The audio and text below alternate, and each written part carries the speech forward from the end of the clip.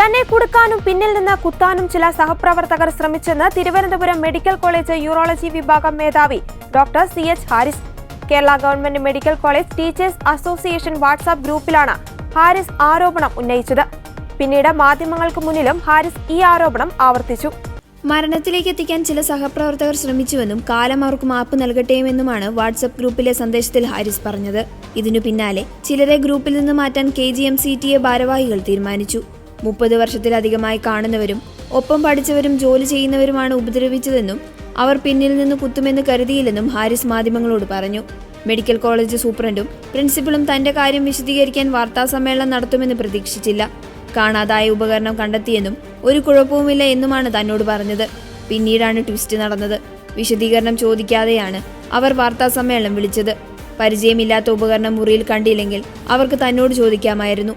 താൻ മെഡിക്കൽ കോളേജിലുണ്ടായിരുന്നു. വിളിച്ചിരുന്നുവെങ്കിൽ പോയി വിശദീകരണം കൊടുക്കുമായിരുന്നു. എന്താണ് സംഭവിച്ചെന്ന് തന്നോട് ചോദിച്ചില്ല. വകുപ്പ് മുന്നോട്ട് കൊണ്ടുപോകാൻ എല്ലാവരുടെയും സഹായം വേണമെന്ന് ഡോക്ടർ ഹാരിസ് പറഞ്ഞു. ഉപകരണത്തിനും മറ്റു സൗകര്യത്തിനും സൂപ്രണ്ടിന്റെയും പ്രിൻസിപ്പാളിന്റെയും സഹകരണം ആവശ്യമാണ്. താൻ ജോലിക്കാരൻ മാത്രമാണ്. വിവിധ വിഭാഗത്തിലെ ഡോക്ടർമാർ ഒത്തുചേർന്നാണ് ഒരു രോഗിയെ രക്ഷിക്കുന്നത്. ഒരാൾ മാറി നിന്നാൽ പ്രവർത്തനം നടക്കില്ല. മേലധികാരികളുമായി സഹകരിച്ചു പോകണമെന്നാണ് ആഗ്രഹം. തന്നോട് പ്രതികാര നടപടി ഉണ്ടായിട്ടില്ല. എല്ലാവരും വിളിച്ച് കാര്യങ്ങൾ ചോദിച്ചു, സഹായങ്ങൾ വാഗ്ദാനം ചെയ്തു. മന്ത്രി സമാധാനിപ്പിച്ചു. സന്തോഷമായാണ് പിരിഞ്ഞതെന്നും ഡോക്ടർ ഹാരിസ് പറഞ്ഞു. ഇല്ല, അങ്ങനല്ല. അത് അവര് അങ്ങനെ എന്താണെന്ന് അങ്ങനെ പെരുമാറിയതെന്നുള്ളതിനെ പറ്റി ഞാൻ അങ്ങനെ പറഞ്ഞതേ ഉള്ളൂ. സംഘടന ചിലര് വളരെ കുറച്ച് 1, 2, 3 പേര്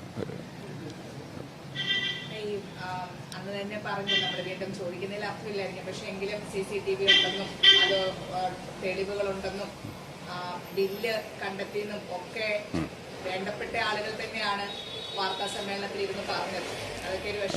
അതൊക്കെ വിഷമമുണ്ടാക്കി. അവര് കീഴുദ്യോഗസ്ഥൻ എന്നുള്ള നിലയ്ക്ക് എന്നെ അവർക്ക് നേരിട്ട് ചോദ്യം ചെയ്യാവുന്നതേ ഉള്ളൂ. എൻ്റെ വിശദീകരണം ചോദിച്ചതിന് ശേഷം മാത്രം അവർ കാര്യങ്ങൾ തീരുമാനിച്ചാൽ മതിയായിരുന്നു.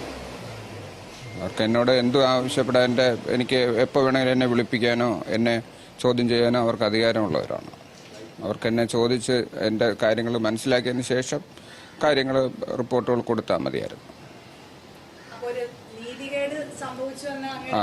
അതുണ്ട്.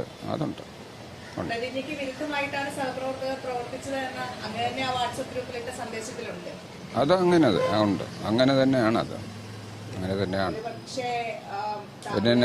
എന്നെ പ്രശ്നങ്ങൾ എന്നെ പോലെ മനസ്സിലാക്കേണ്ട എൻ്റെ അതേ ഉത്തരവാദിത്തങ്ങൾ ഉള്ളവർ തന്നെ എനിക്കല്ല ആ ഡിപ്പാർട്ട്മെൻറ്റ് ഉത്തരവാദിത്തം. ആ ഡിപ്പാർട്ട്മെൻറ്റ് ഉത്തരവാദിത്തം അത് കളക്റ്റീവ് റെസ്പോൺസിബിലിറ്റിയാണ്. സ്ഥാപനത്തിൻ്റെ എല്ലാ മേലധികാരിക്കുള്ള ഉത്തരവാദിത്തങ്ങളാണത്.